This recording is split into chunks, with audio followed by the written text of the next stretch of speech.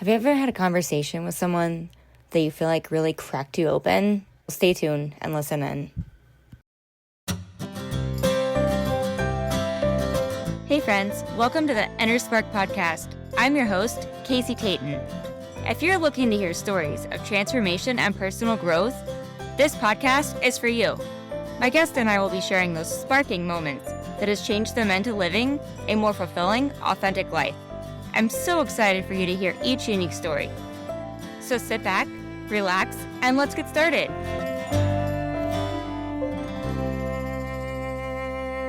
Hey friend, welcome back to the Inner Spark podcast. I'm your host, Casey Tayton. Today's episode is a little different and honestly a little more vulnerable. Recently, I've been reflecting on my podcasting journey, how far I've come, and how much of my story I've truly shared over the years. There's one conversation that I keep coming back to, and it's an interview I did with my dear friend, pod sister, Dana Hunter Fradella, on her podcast back in January of 2025. At the time, her show was called Girls Who Recover. It's now known as Her Next Level Podcast. And this is one of my very first podcasts I had ever been on as a guest. And I just want to thank Dana. Dana has a gift for creating space that makes you feel safe enough to tell the truth. And during this conversation, she gently cracked me open in a way I had never experienced before.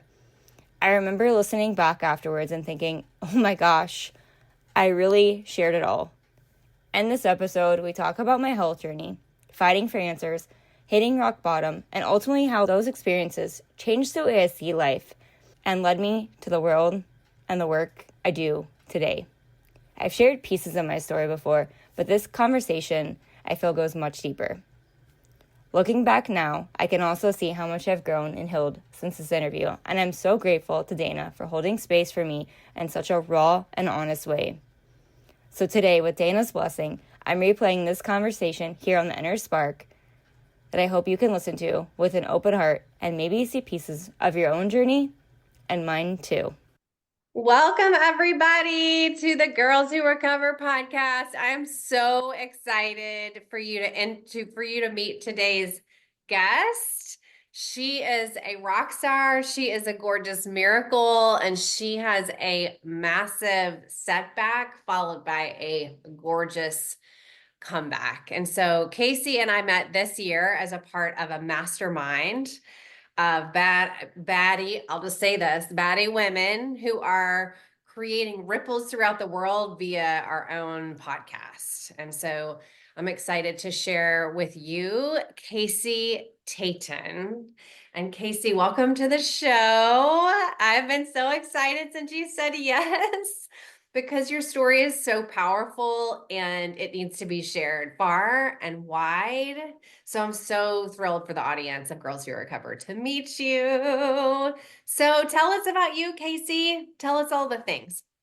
First, thank you for that beautiful introduction. You're magic. I think you made me blush. I thought I lived a normal life, right? What everybody calls normal. I used to be an operating room surgical tech, and my life came to a stop. I have a rare condition. I didn't know. I fought for a good 2 years trying to figure out what was wrong with me. So, sorry. Yeah. Can I pause you just there for a second? Absolutely. Tell us where you are in the world. Tell us what age you were at this time. So you said you thought you lived a normal life. You were a surgical tech. Give us some context. Like, how did you get to be a surgical tech? And give us like a minute or so leading up to that moment. I loved the medical field. All my family was medical. I loved all things medical. I worked in a doctor's office like when I was like 18. Like I started young and I loved it. It was magic. I was like, this is the most amazing thing to be able to help people, right? Like I loved the operating room. It was fast, hype, and just always going. So I was in my 30s. I'm 41 now. So I was in my 30s. Girl. God bless the 40s. Can I get an amen for the 40s. Yes. The best years, right? Yes, yes, indeed. So you're in your 30s, and then did you say where you were living? Where you're I, same I'm place in, you're living now? yeah, I'm in Kansas. I grew up in Wichita, Kansas, still live here. Kansas. Okay, Yeah. so Kansas, you love the medical field, working in a doctor's office. By the way, all my Mhm. family's in medicine as well. So love that we have that in common. Yeah. I did not actually love it, so that was not my path, but I'm so glad you found yours. I had to wander for a while. So you've worked in a doctor's office, 18, living the Mhm. dream, loving what you're doing, loving the operating room, and then get Yeah. us to 18 to where you were at 30 in your 30s. So in my 30s, I was working in the operating room. I loved college, loved learning everything medical. And all of a sudden my 30s were great. I thought they were great. I had have your house, a car, like that's what you dream of. Or what I dreamed of is like having this good job, like life is just good. And I started getting sick and I was unable to eat Mm. and no one really knew what was wrong with me. I went What through, it what did it feel like? What did that feel like when you were sick? Was it mind, body, spirit, all the things? Like how did that show up for you? yeah, it was all the things. Mm. I would go to doctors and be like, I can't eat and I love food. And they misdiagnosed me and basically told me I was like crazy and like the feeling in your heart when you get told that is like remember looking at them saying, what do you mean? I have this job I love, like I have this amazing life. Like, what do you mean? I'm making this up?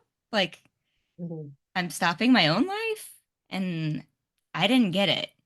Can we just So pause? Can we just pause here, Casey? yeah, Because I'm sure that you're going to get here because of the gorgeous work that are doing in the world. But this is a thing, right? That women yeah, specifically and women of color mostly are not listened to. They're not 100. believed.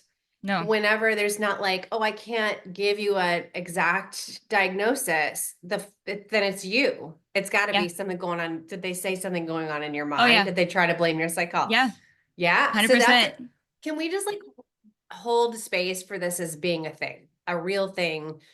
I have friends and clients and all sorts of women specifically Yes, who yeah, go to people that we're supposed to be able to trust, knowledgeable people who at least we might be able to say, like, we're not sure, but we're going to figure it out. right. And when you work in the medical field, you're like, I trust you guys. I work side by side with you guys. Uh, So my yeah. heart stopped. I was like, no one is listening to me. I can't get anyone to hear me. Like the feeling inside me was like, whoa, I think I'm crazy. Like, what is happening to me? Whoa. I'm a Okay. lot. So Yeah, no one's listening to me. right, I can't get anyone to hear me. right, And then if you're listening, I want you to know she touched her heart when she said, maybe I'm crazy. Right. So there's right. gaslighting. Yeah, And this just isn't in the medical field, although it's so easy to spot there. yeah. And how did that feel? It was What was that horrible. like? Yeah. Yeah. I felt like my whole world stopped and crumbled before my eyes. Yeah, And then not only are you being told that what you're experiencing isn't real, is that what I'm hearing? yeah, Isn't real, yeah, but also you can't eat, which means your brain and body have stopped working on your behalf. Now they're just working to survive. yeah. What was that like? Um, it was exhausting. They basically were like, "Hey, we can put a feeding tube in you. Your stomach has stopped." And I was like, "That doesn't just happen. This isn't real life. Like that doesn't just happen to people." And I was like, "Absolutely not. I'm not settling for this." Mm. Um, I I fought them to the core on I don't believe you. Well, after I felt the emotions. cried, was like, I don't know what's wrong with me. I don't know what I'm doing. No one is hearing me. They're just targeting me with all of these things that aren't, I'm like, I don't think they're true. And then I'm like, are they true?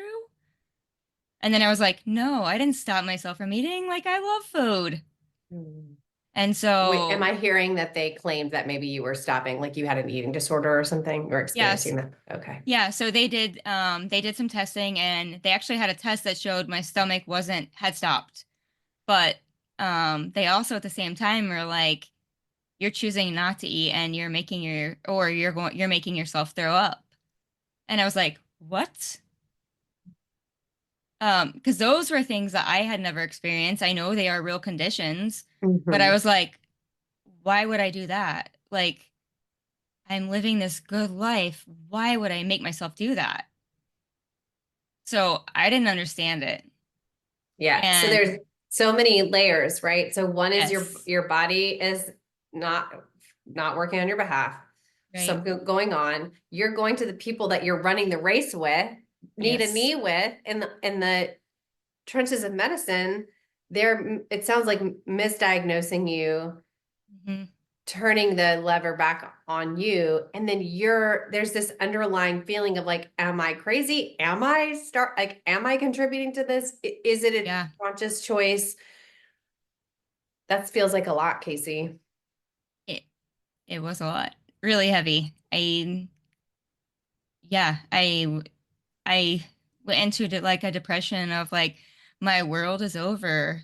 And I remember asking my mom and like sitting with my mom and being like, Mom, did I do this to myself? Like, where did I go wrong? And my mom's like, I've sat by your side day after day, like watching you fight this. She was like, I don't know like what's happening. And I said, I'm not getting a feeding tube, Mom. And I know a doctor looked at me and she said, okay, I'll dismiss you, but I'll see you back in a month. And I remember looking at her and saying, no, no, I won't. And she said, yeah, your body's going to stop. And I said, no, ma'am, it's not. Mm. Thank you. And we left that hospital and I didn't know what to do. And my mom looked at me and she said, I'm so thankful for like a family that stood beside me this whole time. Yeah. Um, I was like, Mom, I've hit rock bottom. I don't know what to do. And she's like, this fight isn't over. She's like, you just told her no and that you were going to be fine.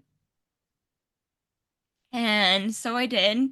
I went to the Mayo Clinic in Minnesota. I have a couple questions. Yeah. We pause. Okay. So the first one is something that I heard you say a couple minutes ago was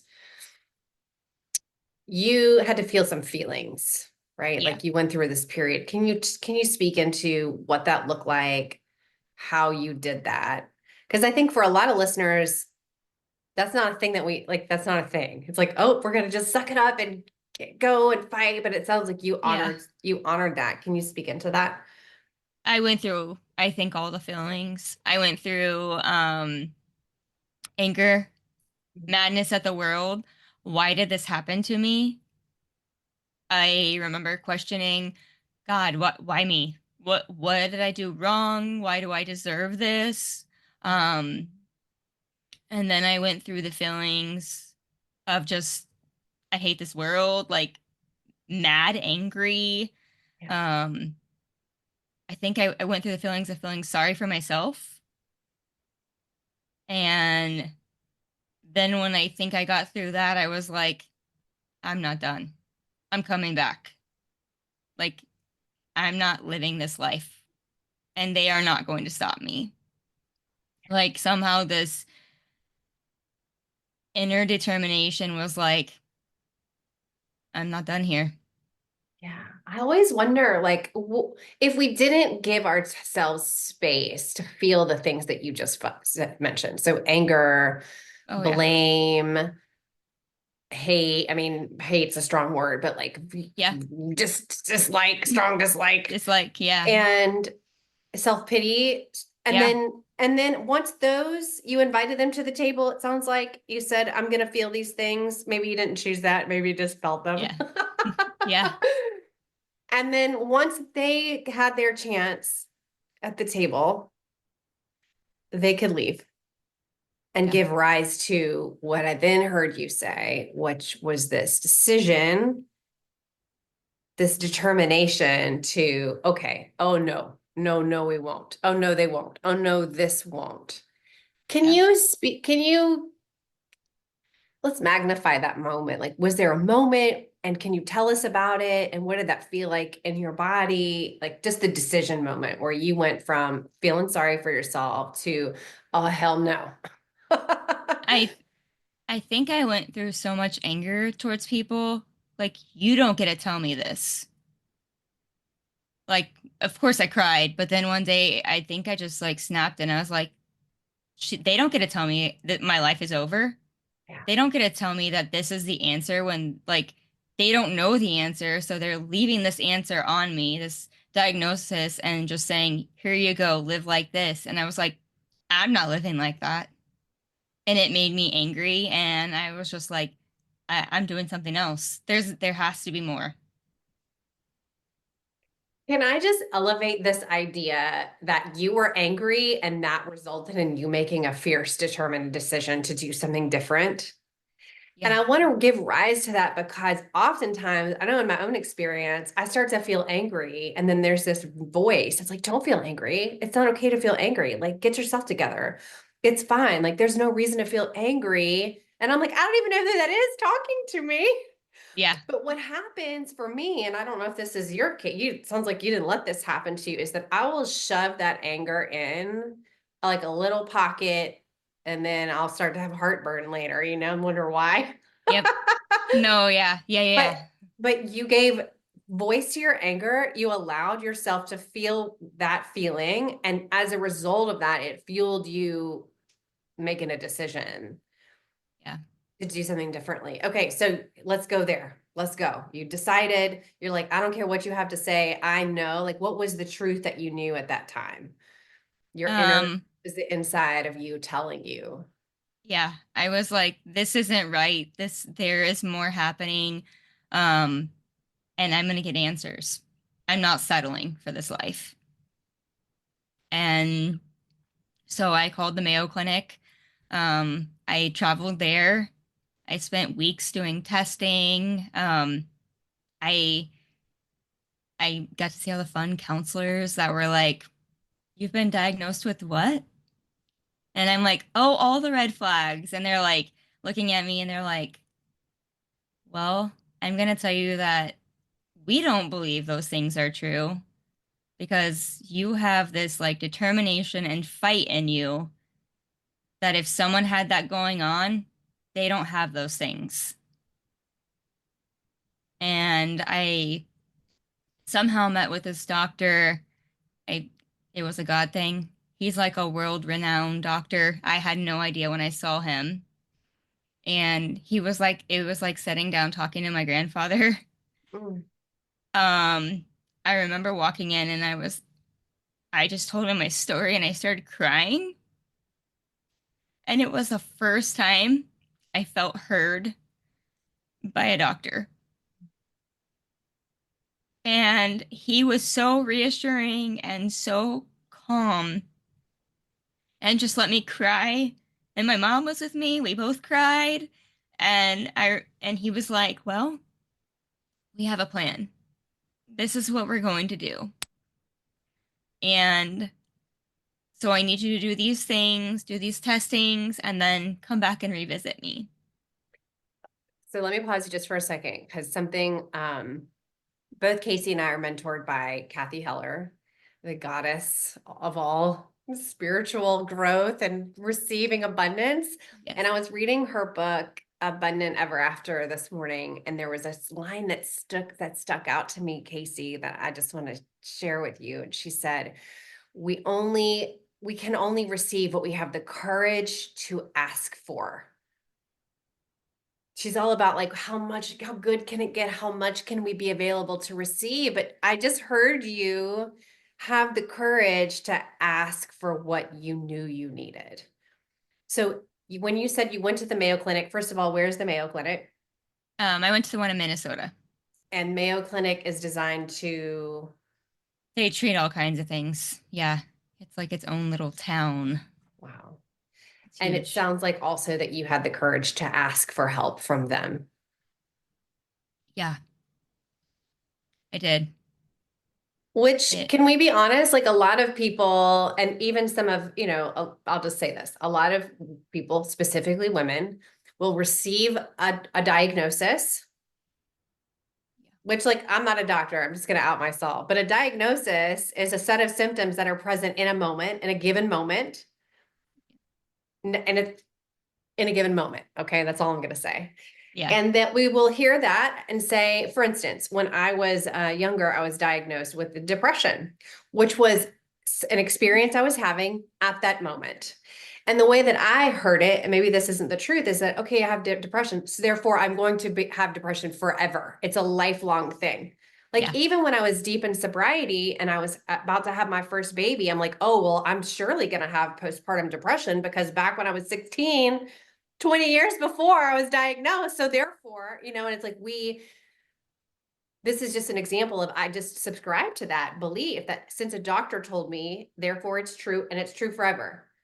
yeah. They put a label on us, and it's like we think we have to carry that label forever. Like you just, I was labeled with that too. It's like you have depression. It's like, oh, so for the rest of my life, I'm gonna be depressed. Yeah. So, and I also want to say, like, listen, I love doctors. All my family, they're doctors. Love them. Brilliant, magical women. Okay. Yes. I love, and you too, we love the medical field. So it's not necessarily a hit on medical field, No, but it's absolutely. this like, let's burst open this idea that just because someone tells us Yeah. doesn't mean it's accurate, true forever. And thank you for the help. One of my other mentors, Mary Morrissey, says, we look at the MD and think it means many divinity, and it doesn't. It That's means good. a very well educated, brilliant person who's seeking to heal, hopefully, who has good Yeah. intentions, and who's sharing with us what they know about what they've learned at the time. Now, the other thing Yeah. I have to elevate that you said, that I'm like, oh, tell me more about what you meant. You said right before you described this man who finally heard you, this doctor who finally gave you space to just feel, held space, then said, uh-huh, beautiful, thank you, and we have a plan. And we have a plan. But right before you said that, which sounds like a miracle to me, by the way, you said it was a God moment. Tell me what you mean by that. There's so many doctors in that clinic. I had been to another one and she's like, "Yeah, your stomach has stopped working," and but she really didn't have a plan for me. And she's like, "Well, maybe you can see this guy, but he's really booked." And I remember going to his desk and I'm like, "Listen, I know people come here from all over the world, but I can't stay here for another month and I can't keep flying back here. Mhm. And I really need help." And they were like, "Okay, well, let us go talk to him." And they were able to work me in. What's his name? Can we give him a shout out? Yeah, his name is Dr. Loftus. Thanks, Dr. Loftus. Yeah, So when you say it was a God thing, you mean something was working in your favor. Is that what you mean? absolutely. Yeah. Absolutely. When you had the courage to ask. Yeah. I also, so to rewind a little bit, Yeah. to get through this journey, I also had to, when you lose your job, you lose everything. I had hit rock bottom and I was like, I'm going to lose my house. I'm going to lose everything I own. And I had a good friend come in town and she said, there's this thing called GoFundMe and I think you need to write a story because people will help you. And I was like, no. And she said, I didn't realize how sick you were until I came and stayed with you and lived in your house for a week. And she said, we're going to write you this GoFundMe. And I remember telling my parents, and my parents were like, mm, I don't know about that. Like, that's asking a lot. And she said, okay, well, we're going to do it anyway. Mm. I'm here to help and we're going to do it anyway. This And is we your did. friend. Is your friend a woman by Hmm. any chance? She is. Of course she is. Yeah. Oh, really? Uh-huh. Yeah. We're gonna do it anyway. Just Yeah. Yeah. That's exactly how it was. love Yeah. it. So let me rewind because I didn't catch that the first time. So because you were experiencing sickness, you Yep. lost your job. Is that right? Yeah. Yeah. I had to quit my job. So we went from living the life, gorgeous in your 30s, dream job at the hospital, owning a house, having this, sounds like really strong relationship with friends and family, to you said rock bottom. Can you speak into that? Like, what does that mean, rock bottom? What did it mean for you? What did it Hmm. feel like? What did it sort of look like? And then what did it feel like on the external, internal? It felt horrible. I remember going and asking for help. And I was like, I've never had to ask for help. I've never had to go stand in line and ask all these places for help. And I got turned down. I was a single woman with no kids. And they were like, sorry. And I remember looking at them and I had so much anger in me. And it was so heartbroken because they were like, there's all these resources, just go ask for help. And so I remember sitting in my car for like an hour before I walked into a place, crying to my mom. And my mom's like, Casey, just get out of your car and go in there, stop crying, and ask for help. That's what these Okay. places do. Tell me about what you mean when you say these places. So, like the Red Cross, different organizations like that that provide help to people. Yeah. Okay, got it. Because I Red was like, Cross. yeah, I'm gonna lose my house. I'm gonna lose everything I own. Yeah. Like, what do I do? So And so, you yeah, felt horrible and you felt it sounds like desperate too. yeah, I was desperate to do anything. And so walking in there and asking was huge. I remember all the feelings. I cried. I was shaking. I was nervous. I was scared. Like, I have never done this before. And instantly the man behind the desk was like, "Nope, sorry. You're young. You don't have kids. We can't help you with that. We can't help you with anything."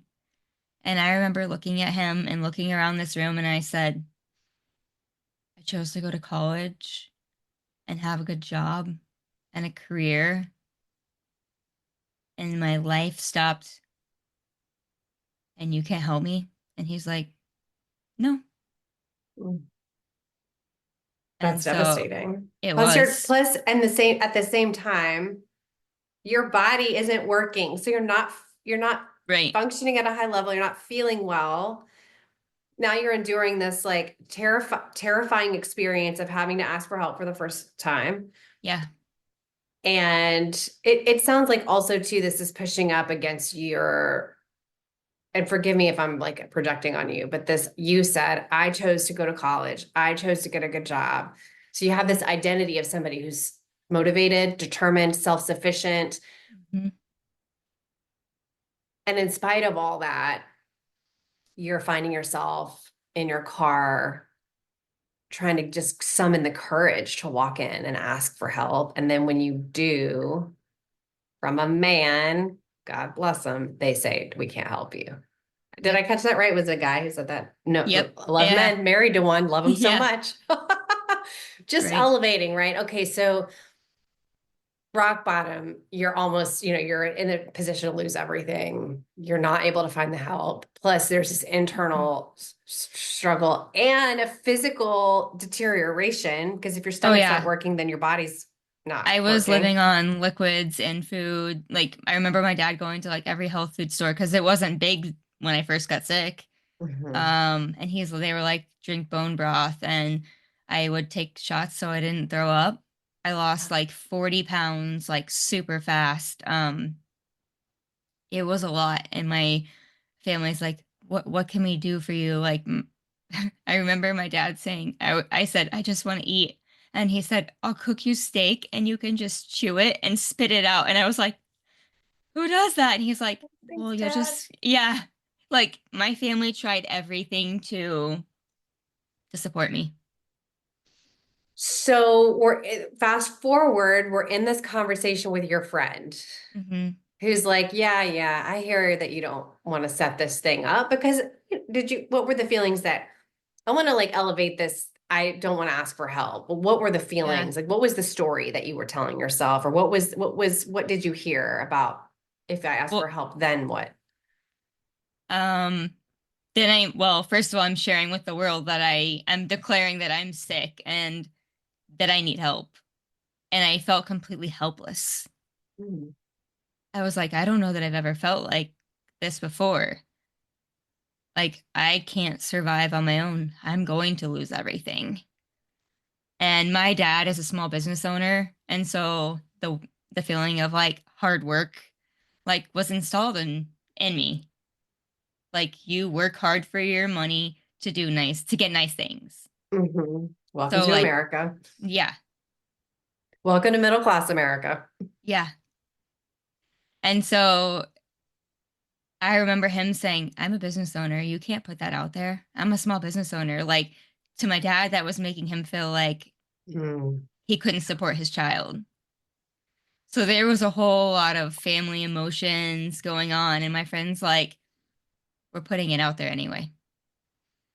Yeah, she said F the patriarchy, because that's what that is. It's a Yeah, social and cultural narrative that says you can't ask for help, especially men. Definitely yep, women, especially men. We're not asking for help. We're going to pull ourselves by our bootstraps. We're supposed to take care of ourselves and each other, and that's it. We're never going to ask for help. We're going to suffer alone. yep, How many of our listeners have experienced that? Like, I'm never going to tell anybody this. Lots of women in recovery come in with these, secrets that they're like, oh, these things that I'm never going to share with anybody. But I don't want to advance your story, but when we do, we create freedom for ourselves and others who are walking the same. yeah, So let's get there. All right. The friend did not listen. She said, "We're not doing this. That's yep, fake. That's fake news of the patriarchy. We're going to ask for help." All yeah. right, pick it up. Tell us. Tell us. So I went to Mayo, Dr. Loftus. I did a lot of testing. They could not help me at the Mayo Clinic, but he was like, I can get you scheduled here in Cleveland. I'm going to send you to the Cleveland Clinic, and they have a great surgeon there. This is what you have. He's like, I just know this is what you have. I'm sorry we can't help you here. We had a change in doctors. And he like just sat down. He's like, I'm making the phone call today. Fly home, you will have to go to the Cleveland Clinic, and but I'm gonna do this with you. And it was like the best feeling of relief of I have fought for years and like someone is hearing me. I remember hugging him and like before I even had my surgeries, I was like, thank you for giving me my life back. Thank you for giving me a chance. And thanks for listening to me. And can we just note that he didn't give her the solution? He did not give her the cure. All this man Yeah. did was hold space for you and give you hope and Yeah. said to you, I hear you. What you're feeling is valid. And I'm Yeah. going to walk with you as you take this journey. It's not going to happen here. I'm sure he wish it could have. And do Yeah. you want to share with us what he thought it was? Yeah, so he said that I had moles, which is median arcuate ligament syndrome. So the artery basically was crushing, or the ligament was crushing the artery, and so I wasn't getting blood flow to my stomach, which causes your stomach to slow down. So the first test, like here where I live, they said you have gastroparesis, your stomach just stopped, and I was like, that doesn't just happen, and I'm not living with that. And so he's like, no, you have something above that that happened, and we don't know why it's triggered, but it is, and there's a surgery for this. Whoa. Yeah, I yeah, also just I have to pick. I pick. I've got my spiritual spidey sense on. You said it was a God thing, and then he said, "I just know," and I don't know. Like when you said that, I felt that in my gut. Like it was a gut knowing that maybe didn't come out of a textbook, just came out of like a direction that he received. I doubt that he yeah. shared that with you, but when No, you yeah, said that, I just felt the energy of, oh yeah, he intuitively knew what it was. Or maybe yeah, he just had the experience and will attribute it to it being a God thing. You yeah, syncing up with the person who And was he right? Yeah, he was. What? Yeah. Okay. All right. Cleveland Clinic. Yeah. So he said, we're doing it together. You felt heard. He made space for you. Yeah. So I flew back home to Wichita. And then I went to Cleveland. I had surgery there. Um, they nicked my aorta and had to stop the surgery. Wait, your aorta, your like heart, the Yeah. thing that goes to your heart. Yeah. Okay. All Yeah. right. Yeah. So they had What? to stop the surgery and they thought they got the ligament cut enough to where I would be able to function again. And I flew back home and they were wrong. And so then I kind of went through that whole cycle of like, what is happening? Not again. Like I had so much excitement that this was it. And so I the surgeon that worked on me in the Cleveland Clinic, he had moved to Dubai. They have a big clinic there. And so I was like, now I'm gonna have to find another surgeon. And so there's luckily the support group online. It was my only people, like the only people I could feel like related to me.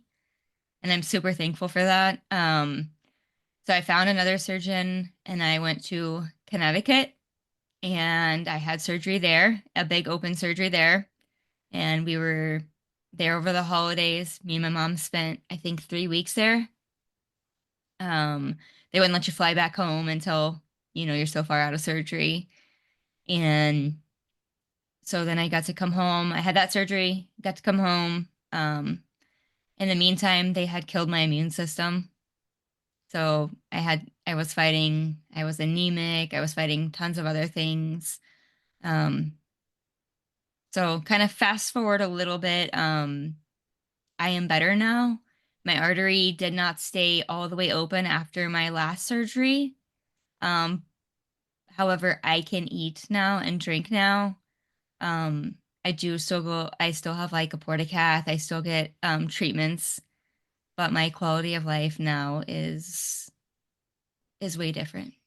What? Okay, so the first diagnosis was there's nothing we can do. You're gonna have something in your stomach, is that right? And Yeah, your they were neck. basically gonna put a feeding tube in me, put a port in me for fluids. Like you'll live off this for fluids, and then we're gonna put a feeding tube in you, and you'll like just live with the feeding tube. So this is where my stubborn comes in. I have a family that goes to the lake, and I love the lake, and the lake is my happy place. And I was like, if you put a feeding tube in me, I can't get in the water. Mm. I can't get any of these things wet. And that was like my inner fight of like, no, I am not living like this. You So kept your eyes on what you loved, and it sounds like I did. you love your life that you had. You like to be Yeah. in the water. You love your family. You love your friends. And you love this part of you that's like, no, I am Yeah. here to have a great, beautiful life. I'm not accepting anything else. Yep. Where did that come from, Casey? Where did that fire come from? Is it family, spirit? Like what? Where does So someone get something like that? I Did will you tell get it you on that Amazon? You know, you didn't get it on Amazon. no, I never realized where it came from until later. And both of my grandmothers have this inner fight. One of them, my grandma passed away in June of pancreatic cancer. And I saw that inner fight come out in her of like, this is not beating me. So she fought with it for like a year after we found out. Um, and then my other grandma, she had a stroke in her 80s and was half paralyzed from it. And she was determined to like stay in her home. Like, no, I'm living in my home. I'm not going to a facility. And she was sassy, right? And so I was like, I had two grandmothers, one on each side that were like, I don't settle for things like this. Like, this is not my life, and this is not these diseases is a dis-ease, and it's not stopping me. Yes. Okay. I just want to say again what I heard you say. This disease is a dis-ease, which means lack of ease. which is what Kathy Heller teaches all day long, right? Yep. So if it's just a simple dis-ease, that means there is a cure, there is a Yeah. solution, and we're going for it. Yep. I cannot emphasize enough because I have this same, what a gift we have to have these women in our lives.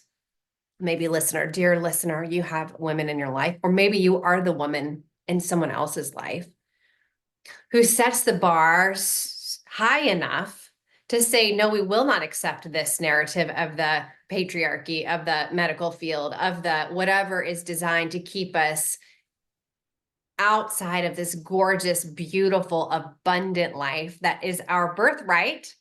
Yes. Because you started the story living in the cadence of your own birthright, abundance in health, abundance in work, abundance in family, abundance everywhere. Yeah. And that is the birthright of everyone, It not just is. women, but that's since I serve women, of course. Yes. And also the thing that many women shut ourselves off from. Oh yeah. And it's Hmm. and what did you call both of those grandmothers? I just want to name them. What did you call them? I call them grandma. Both Both grandma. of them. Grandma Yeah. and grandma Yeah. said, "Oh hell no, we're going to do something different. We're not accepting this noise. Yeah. We're going to do what we want to do and we're going to take the action necessary. We're going to decide for it in the face of expert opinion to the contrary." Watch me put quotation marks up when I say expert opinion, Yeah. because the expert is within you. That's where the expert is. It is. And that expert, I'm just curious, like, great, you had this beautiful models of grandma and grandma. And I had the same thing with both of my grandmothers, and specifically my mom, who's like the fiercest warrior out there, Yeah. who taught me early, like, yeah, that doesn't apply to us. Like, no, those rules are just suggestions. Your no actually means not yet. And let's take action anyway. Do Yeah. not accept no for an answer. And it sounds like you had the benefit of that too. And now that I have three daughters, and I'm like, well, I have a responsibility just like your grandmas did. And maybe they didn't even know Yes. that. Just by living in their own power and strength, they shined their light. They became the lighthouse for you, as an inspiration for you. And I'm Yeah. so stinking grateful they did, because you are such a beautiful, bright light in the world, Casey. Oh, thank you so much. Okay, so speaking of a bright light in the world. So you did not take that answer for answer. You took it as information. You disagreed with it, Mm. and you charted your own path and were Mm. supported. I love this evidence of spirit, evidence of God along the way. Your mom, your dad, Yeah. your friend with the GoFundMe. I'm sure Yeah. there were people that contributed to the Oh GoFundMe. yeah. Yeah. Yeah. The, Yeah. the Mayo Clinic, the Cleveland Clinic, the man who held space, the doctor who held space for you. Dr. Loftus, thank you. And then the Connecticut, and now you are healing on the roads, Yes. and you're able to eat, and your life's, I mean, we've hung out a lot this year. It seems like your body's working on your behalf again. Yeah.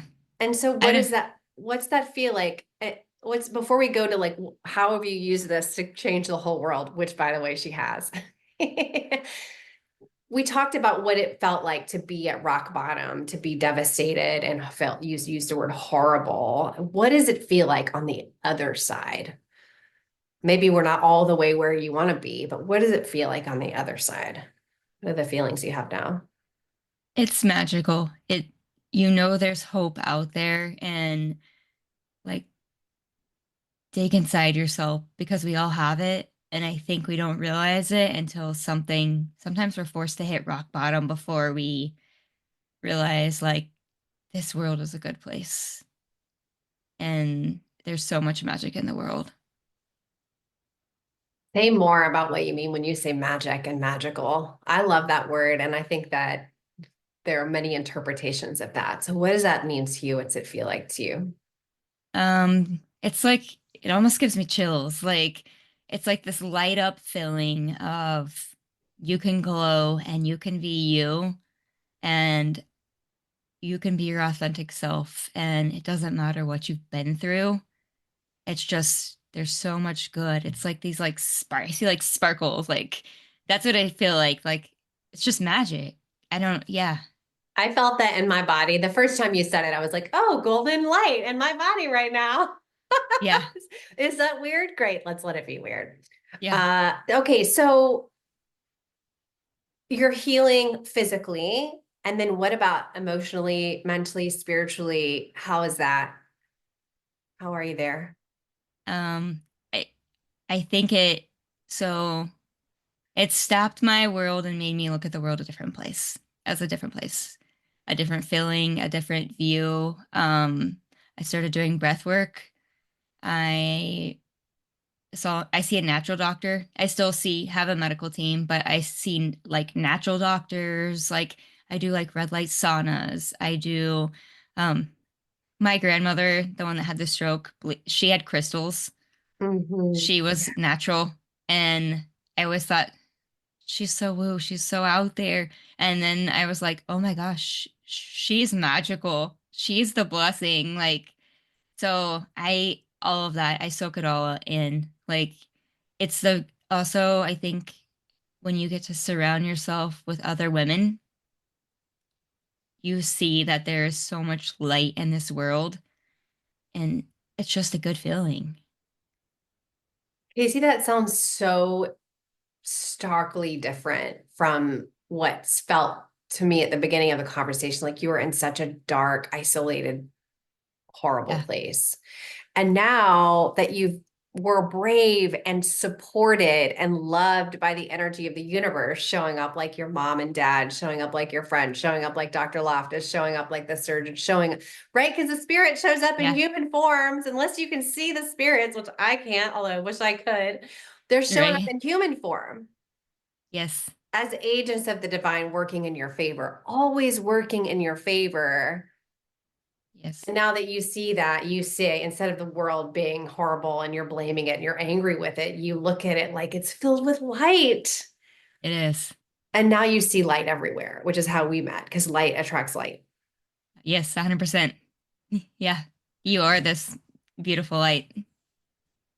It takes one to see one, the 7 degrees of resonance Mm. that Kathy talks about. So I love it. I love light. I love it so much. And I love that it welcomes in gorgeous miracles like you. So I normally ask the question like, what resources do you recommend? This is what I heard you say: breath work, infrared. When you say natural doctor, do you mean naturopath or what is? Mhm. Yeah, Yeah, naturopath. Okay. yeah, And also a medical team, because we're not discounting the power of Western medicine. It's a thing, it yep, works. And as long as we're connected to, you said, your internal knowing, you're at home with yourself, you're authentic. That's your spirit waking up, remembering who you are. And that's what it sounds like happened. You remembered who you were, a human being having a spiritual experience. And when we're connecting to light, we realize there's magic everywhere. You said your grandma was the blessing. She's magic because yeah, you started to see with a new lens of possibility about how yeah. good life can be. So, whoa, any other resources that you suggest to someone who's on a healing journey, natural healing resources that have worked for you? I think connecting, I love Kathy Heller. I Yes. did my breathwork classes with Jen Liss. I Yes. think just be open to the possibilities. Uh, it was a huge shift for me, and be open to trying new things because the more I try, the more I open my eyes, and the more I surround myself with other amazing, beautiful people. It's that's healing itself. And when you're open, even a little corner of your mind, just a little Oh bit. yeah, that's all it takes. Just a little bit, and then you just start to grow, and that heart just opens so much bigger. And things are delivered to you like they're at your door. They just ring the doorbell and you open the door and there they are waiting for you, Yep. Jen and Kathy and seeing grandma and and wow. Okay, so you've taken this experience, Casey, that really could have, and rightly so, kept anybody down, kept anybody back, kept anybody in a really terrible place. And instead, we would just went through this whole beautiful process of you coming out on the other side, but it doesn't stop there.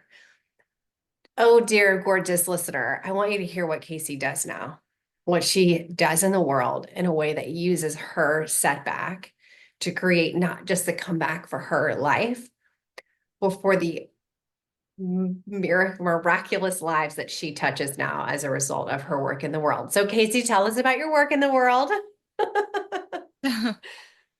Um, it was an eye-opening experience, and that's why I say that, when something happens to you, it's the shift, and it changed my life, and I didn't know what my purpose was. And so I started doing, I had a friend that was doing like a little bit in the hospital for kids, and she had asked me to help her, which gave me purpose. And then she stepped back and wasn't getting anywhere, and they were doing like birthdays, and she was like, "Hey, if you want to take this over, I would love for you to. I'm not getting anywhere with the hospital." So these were birthday parties for kids in the hospital. And I was like, "Oh, I mean, I'll try." Kids who were patients, so kids with some disease in the hospital, and Yeah. you were invited in. It doesn't sound like you even Yeah. did any work. You were just received an Yeah. invitation. Ah, yes. Yeah. Sounds like alignment to me. An Yeah. invitation in. Yeah. Okay. Birthday So, parties, hospital, kiddos. yeah. So I've been doing it for 6 years now. Um, my goal is to make the hospital not feel like a hospital, to make their rooms, to bring the magic to the rooms and let them know that they are supported, not only the kid, but the families are supported by the community. And so we do birthday parties, we do milestone, we do end of chemo treatments, in the radiation. Any kid that's in there fighting a battle, they've been in there for like a week and they just need a pick me up. We call them sunshine bags. What? And yeah, it's just bringing joy. Like you can lay there and be depressed and sad, but I live that life and it's not fun. So I want to bring the joy to the hospital. That's my mission. So you were invited in to take over celebrations for kiddos who were patients in the hospital.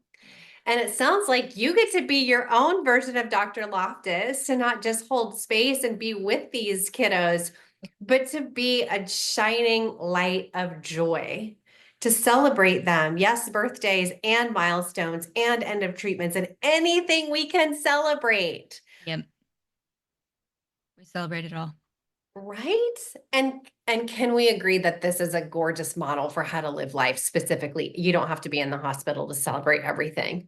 You No, can do that right now wherever you are listening to this. In your car, what are absolutely. you celebrating? I What are we elevating? Okay, so but let's go back because the work that you're doing is so magical. Can you tell us about your favorite story? Like tell us one of your favorite stories about the work that you've um done there.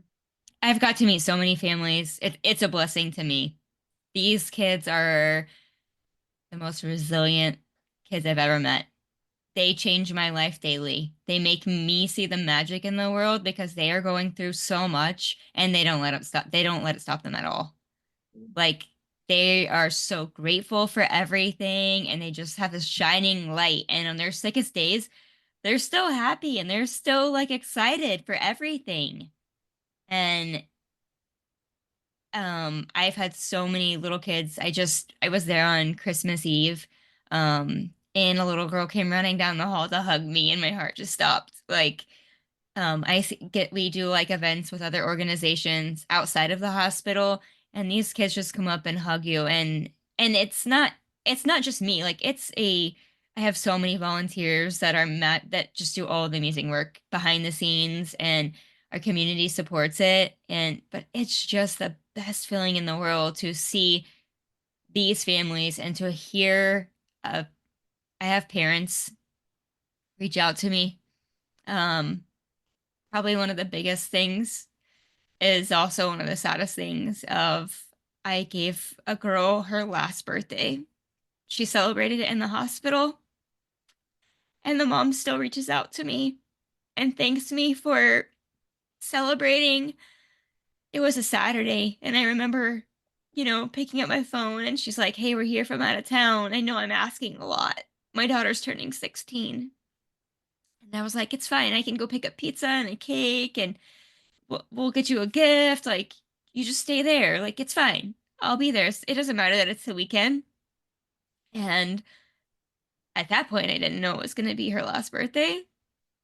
And I got to see her smile, like her face light up when we walked in the room, and all the pictures her mom shared of that day and how magical it was. And it was her last birthday.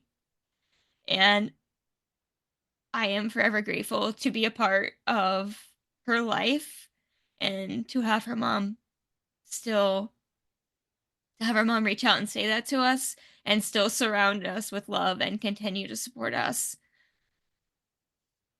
Can you share her first name? I put my tissues on the floor so they wouldn't be on the camera, but hold on while I get them. Can you share her first name? Yeah, so her name was Heather.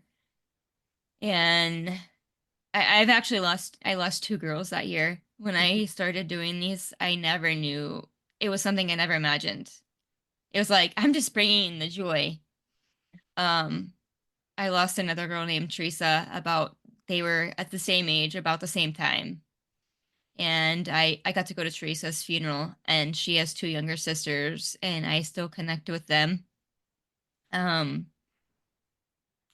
she was in Kansas City when she celebrated her last birthday, and we raised enough money to send her a drawing pad because she loved to draw.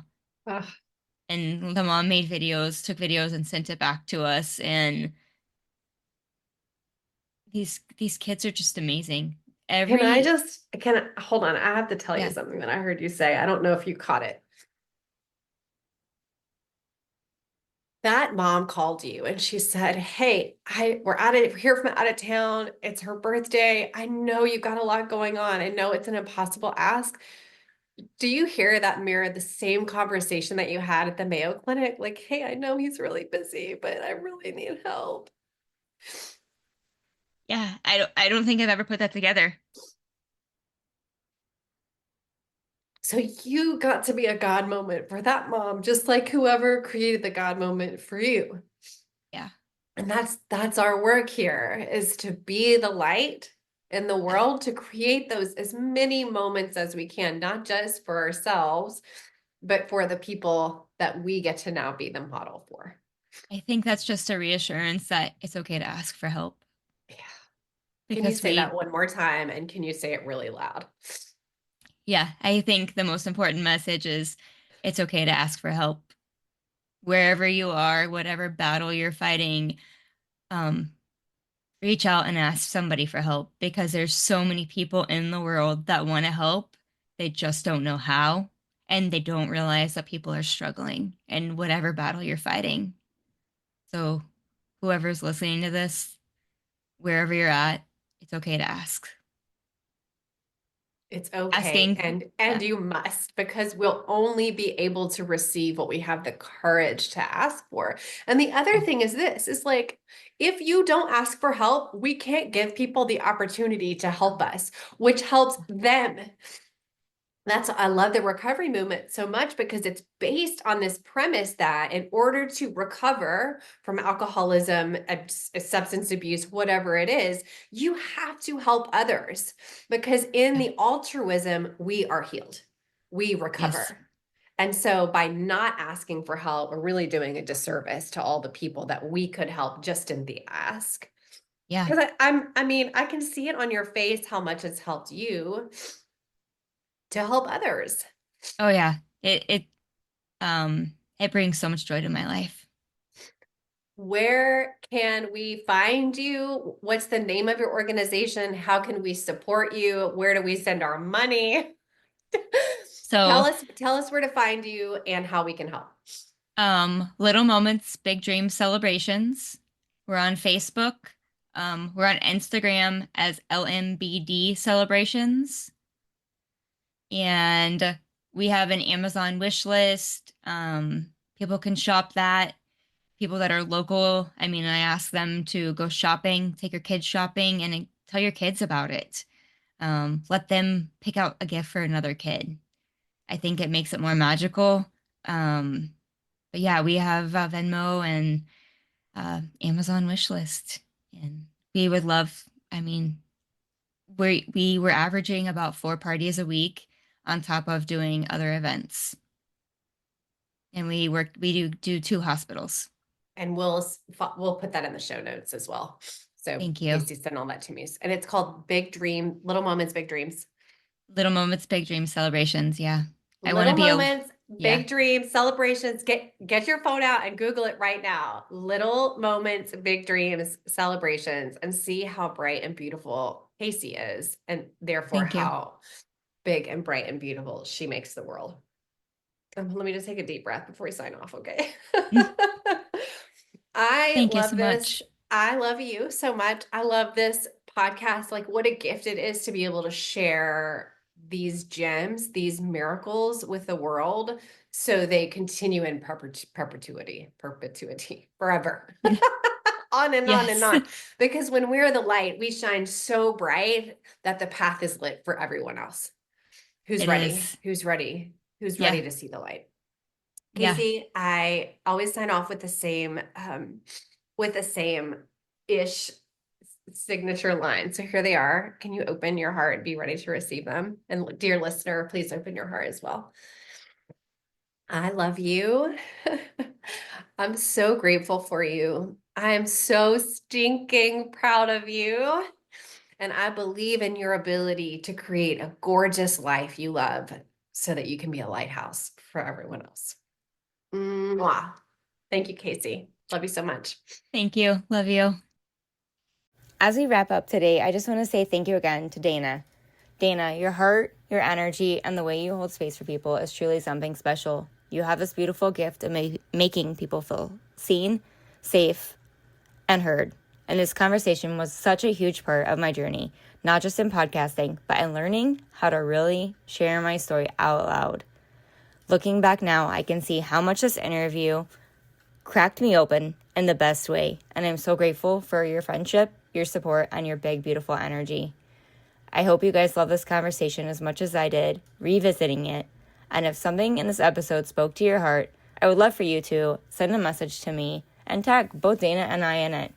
And don't forget, you can find Dana on her Next Level podcast, and I will put that in the show notes so you can go follow her and listen to her magic on hers as well. Thank you for tuning in to another episode. I hope today's story inspired you to embrace your own journey of growth and change. Remember, transformation isn't always easy, but it's always worth it. If you enjoyed this episode, be sure to subscribe, share it with a friend, and leave a review.